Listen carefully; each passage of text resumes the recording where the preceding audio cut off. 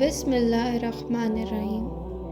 یہ اس زمانے کی بات ہے جب بنی اسرائیل میں ایک شخص رہتا تھا جسے اللہ تعالیٰ نے اپنی آیات کا خاص علم دیا تھا۔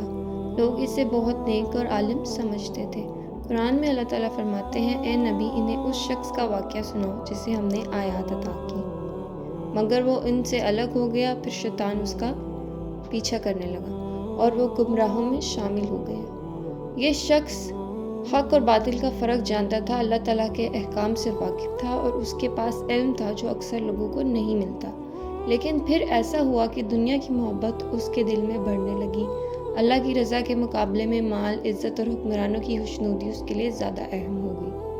قرآن میں فرمایا گیا، یعنی وہ علم سے الگ ہو گیا جیسے سانپ اپنی کھال اتار دیتا ہے۔ اگر وہ چاہتا تو اللہ اسے اس کے علم کے ذریعے بہت بلند مقام دے سکتا تھا، لیکن اس نے دنیا کا انتخاب کیا۔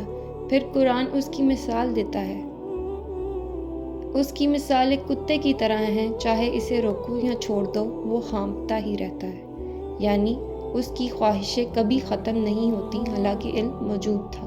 یہ کہانی کسی ایک شخص کی نہیں، یہ ہر اس انسان کے لیے ہے جو حق جانتا ہو مگر اس پہ کھڑا نہ ہو۔ علم سب سے بڑی نعمت ہے مگر عمل کے بغیر بے فائدہ ہو سکتا ہے۔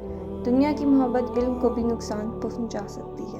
ہر ایک انسان کو دیکھنا چاہیے کہ اس کا علم اسے اللہ کے قریب لے جا رہا ہے یا دنیا کے قریب۔ اگر آپ کو یہ ویڈیو اچھی لگی ہو تو لائک اور چینل کو سبسکرائب کریں۔